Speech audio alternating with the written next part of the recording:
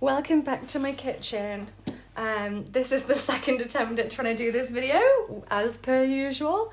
I don't think I'm ever going to understand how other people can manage to prop their camera up without the camera stand being in the shot. I'm never going to get it. I've got a lever arch thing, like a thing that clamps to the table, but going between the hob and where we're going to prepare the food just seemed like way too much effort to be getting it out all the time. So I'm going to run through quickly what I'm making today. So today we're kind of using up stuff that's in the house, kind of inspired by the YouTube Three Rivers Homestead Pantry Challenge, which I do kind of look at kind of every year, but I never have myself together enough to actually kind of join in. Plus I feel like my whole life is a pantry challenge, to be honest. So here we go. So today, last night I defrosted these turkey meatballs. I've never had turkey meatballs before. There's 12 in here. I'm gonna take them out. I'm gonna divide each meatball into 4 smaller meatballs, i.e. Italian style polpettes. And that way it'll have more meat spread throughout the dish.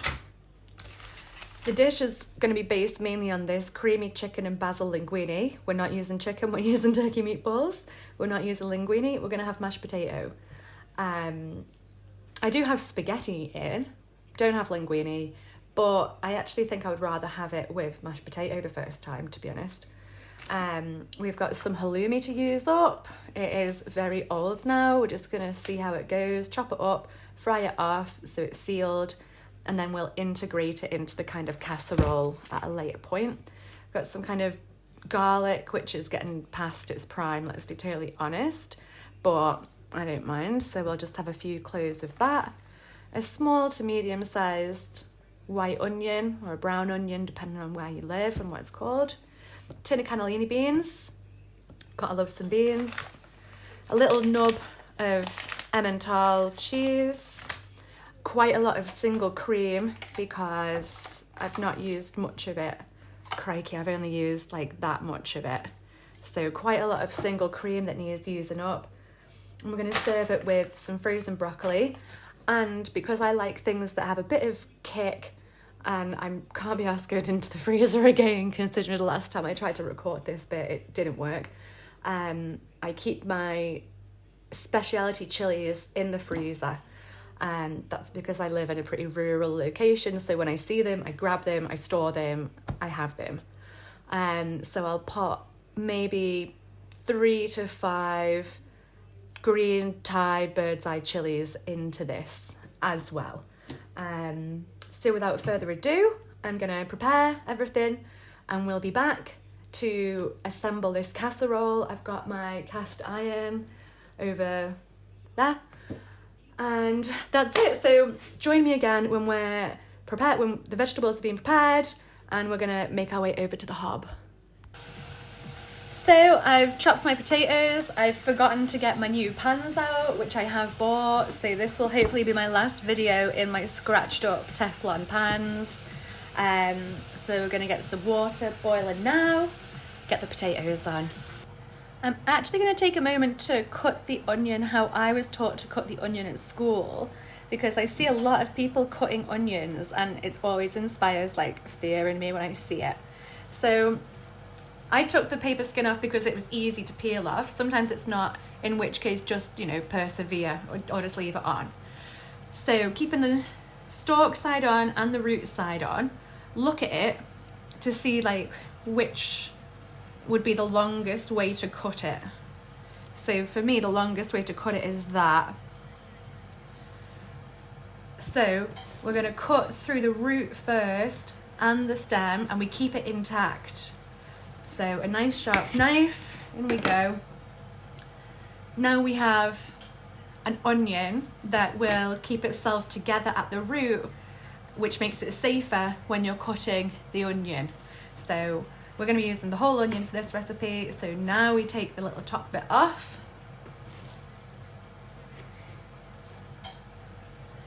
And can cut however you want. So in this instance, I'm going to do something which I don't normally do. and slice it down this way first. And it is so much easier to handle the onion safely when it has the root end still attached. Keeps everything from sliding and wanting to split apart when you're using the knife. So we've done it horizontal, now we'll just go vertical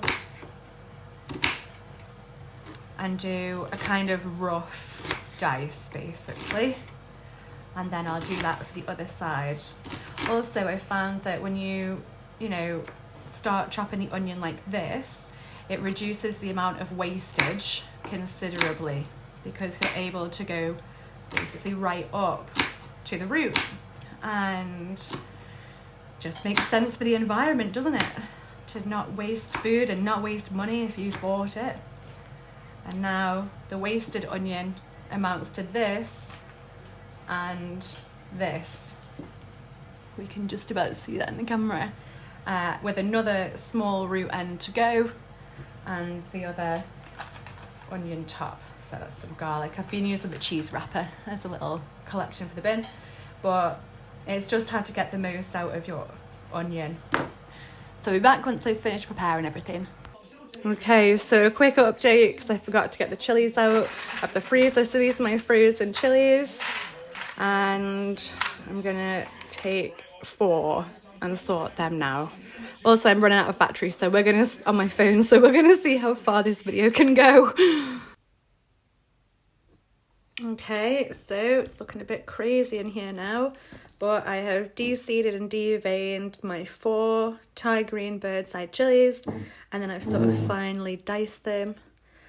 And now we're going to make our way over to the oven, the cooker, and we're going to start cooking everything. Okay, so we're now at the cast iron casserole dish. Switched on. We've got a little bit of oil. It really is a little bit. I don't even know if it would be half a tablespoon. And we're going to get this heated up. I know my cast iron's in a really bust up shape. That's the situation. I'm not too bothered, to be honest. But once we've got the oil sort of everywhere and it's all looking good, we are then going to fry off the sort of small little chunks of halloumi to get them sort of sealed and a bit of toastiness on them in the empty pan. Once they've gone nice and sort of toasted and brown, we're going to take them out again, and then we're going to make a start with the actual what will be a kind of creamy casserole. The 12 meatballs has transformed into 48 meatballs, so that's good.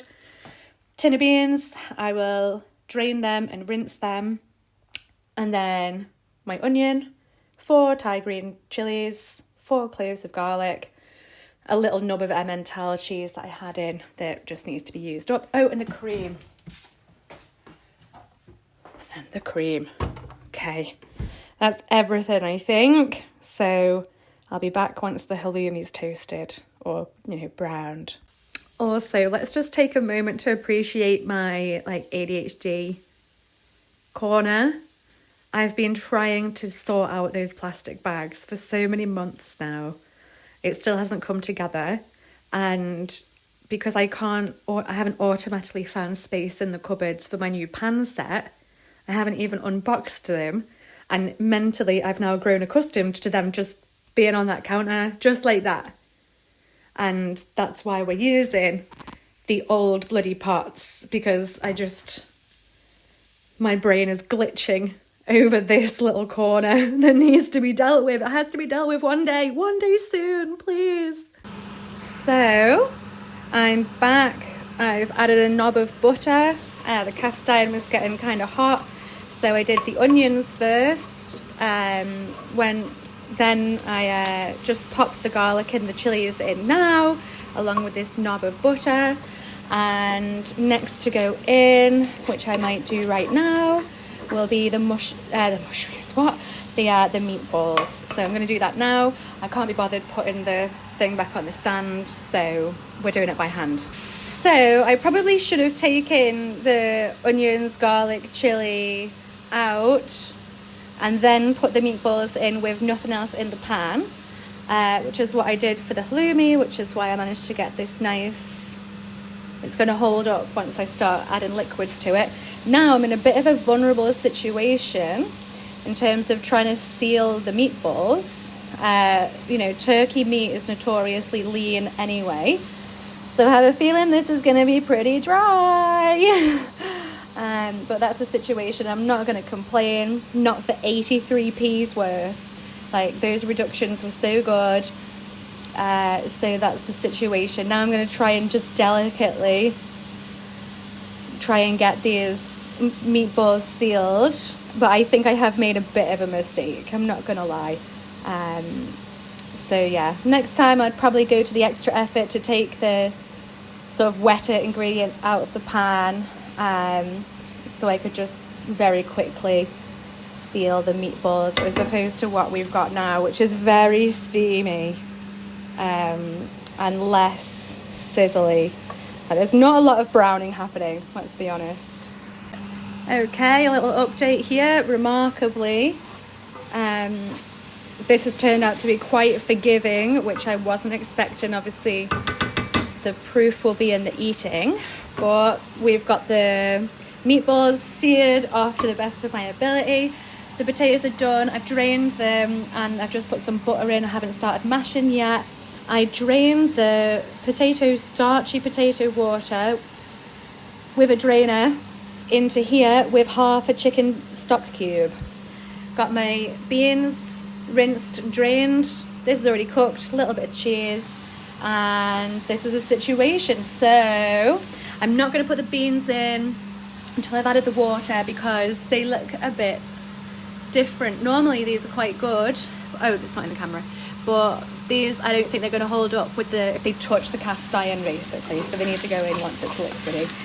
I am mildly concerned by the amount of liquid that's coming out in here. It makes me think these meatballs are going to be very dry indeed.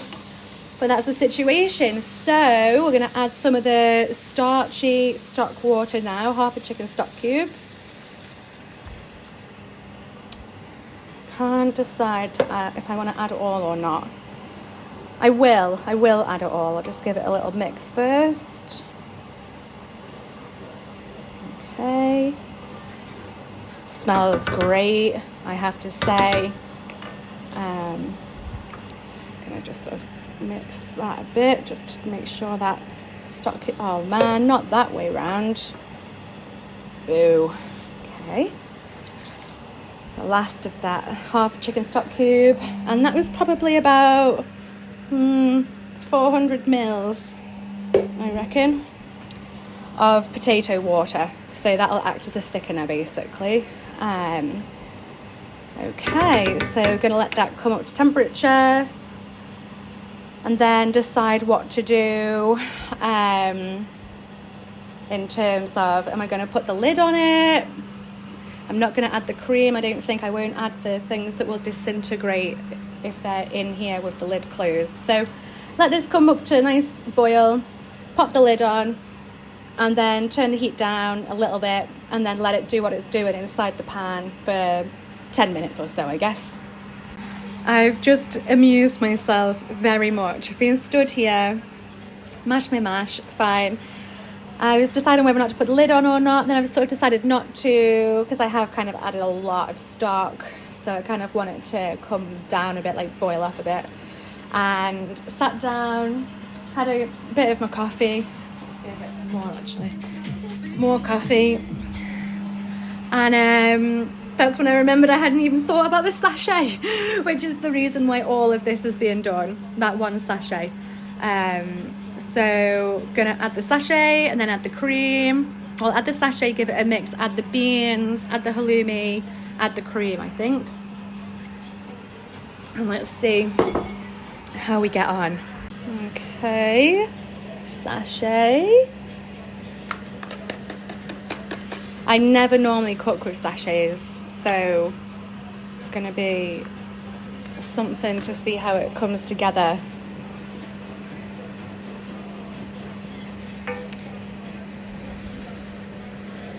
So I feel like it's had a pretty instantaneous thickening effect, I'm not gonna lie. but thankfully we've got quite a bit of cream to go in as well. Camera work is not good. Standing up for me is really hard, not holding on to stuff. So I'm just pleased with myself anywho. So we've added that. Okay, let's add the beans. OMG, this is coming together so fast now. Oh, not on my cast iron. This is why my cast iron is in such bad condition, because I'm a nightmare for putting like wet things on it. So we've now got the beans in. This is looking very exciting. It smells great as well. This is going to be great. I'm going to be able to freeze plenty of this. I need both hands to be able to put the halloumi in, so I'll be back. Okay, we've got the halloumi in, a couple of bits of broccoli out the freezer. I'll add some water to that and microwave it. Gotta hope I don't get copywritten with my box in the background. Okay, so we've got the halloumi in. Cream. Oh, I need 2 hands again, for God's sake. Okay, so I've had a little taste test of this, and I'm going to go in again because it wasn't what I was expecting at all. Ooh! What is that? It's kind of like, if the packet didn't say, if the seasoning packet did not specifically say on the front, no preservatives, no MSG, I would say that it was loaded with MSG, because that's what it tastes like. There's no taste of chili at all, even though I put 4 bird's eye chilies in, and I hadn't even added the cream at that point. Kind of bewildered. The sachet, I want to point out, doesn't say use cream, it says use milk, but as I've mentioned previously, this is what needs using. So this is what will be used, this is what we're doing. It tastes nice. It doesn't taste anything like what I imagined it would, though. So I don't know what to say. I don't know what to say. I will add this cheese, though. Hang on. Hopefully I'm not going to drop the whole thing. Plop. Not exactly great. Okay. Right. That'll do it. Mix this little bit of cheese in. And that'll be it for me, I think. I might add the rest of the cream just to loosen it, but I'm worried I might end up adding water to loosen it, because I'm worried if I add the cream, it's going to just knock out all the flavour. But then what is that flavour? It's not basil-y, I'll say that much. I only used half a chicken stock cube, because I am kind of sensitive to the taste of stock cubes. So maybe I should have just added a quarter. I don't know. Let's try again now. I've added the cream.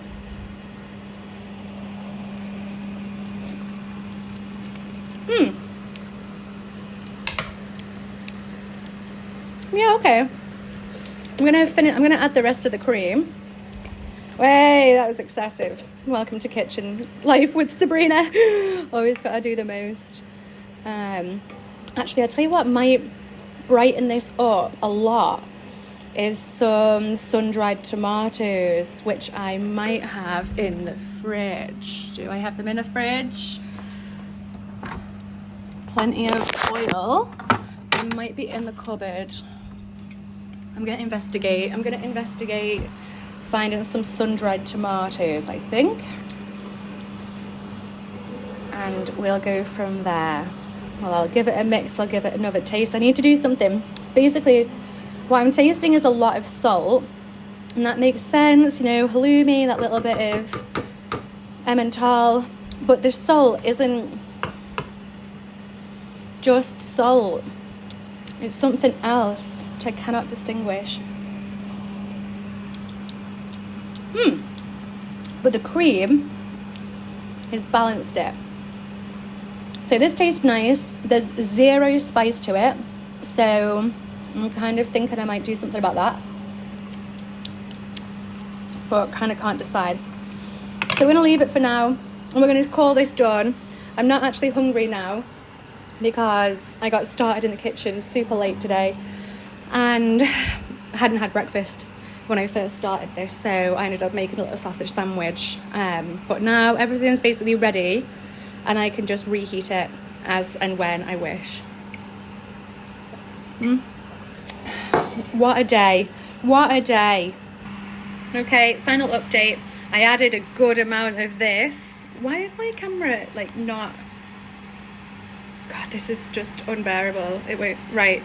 I used a big amount of this. I just sort of squirted it basically hardcore.